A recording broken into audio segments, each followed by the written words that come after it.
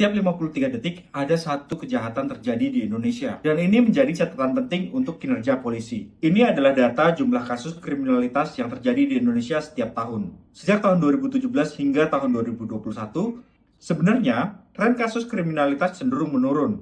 Kita bisa lihat pada tahun 2017 ada 336.000 kasus. Angka ini terus menurun menjadi 269.000 kasus pada 2019. Pada tahun 2020 dan 2021, ketika pandemi COVID melanda Indonesia, angka kriminalitas juga terus menurun. Namun semua itu terhenti pada tahun 2022. Ada lonjakan kriminalitas yang drastis, bahkan lebih tinggi dari tahun 2017.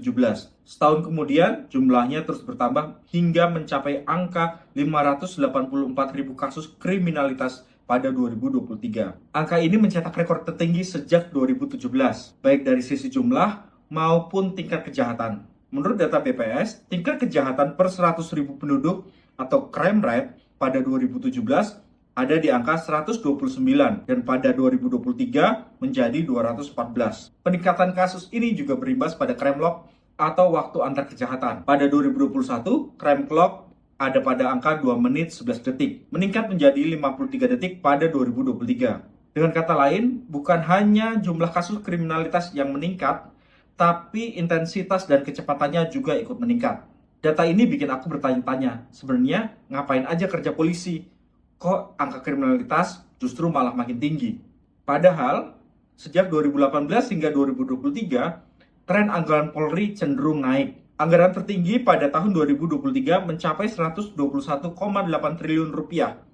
Pada saat yang sama, angka kriminalitas juga mencetak rekor tertinggi. Anggaran Polri juga salah satu yang nggak diutak-atik ketika ada penghematan yang dilakukan oleh pemerintahan Presiden Prabowo. Sekarang, alih-alih fokus untuk menekan angka kriminalitas, polisi justru akan ditambahin beban kerja baru dengan revisi UU Polri. Tugas utama aja belum tuntas, udah mau ngerjain kerjaan yang lain. Di tengah masalah ini, kepercayaan terhadap polisi sebenarnya juga stagnan. Emang ada survei yang bilang bahwa kepercayaan publik terhadap polisi terus meningkat. Tapi data justru menunjukkan hal yang berbeda. Coba kita lihat data korban kejahatan yang melapor ke polisi. Sejak 2017 hingga 2023, angkanya stagnan di sekitar 23%. Artinya, sekitar 3 dari 4 orang korban kejahatan tidak melapor ke polisi. Ini bisa jadi salah satu indikasi krisis kepercayaan masyarakat terhadap kepolisian.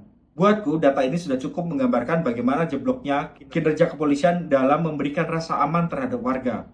Meski sebenarnya kehadiran polisi nggak serta-merta bikin warga merasa aman. Kita masih ingat tragedi Kanjuruhan, kita juga masih ingat bagaimana mahasiswa aksi demonstrasi dipukuli oleh polisi, pelajar mati ditembak oleh polisi, polisi pun juga menembak mati polisi. Pokoknya ngeri banget. Masalah ini menunjukkan bahwa kita memang perlu untuk melakukan reformasi terhadap kepolisian. Reformasi polisi sekarang juga.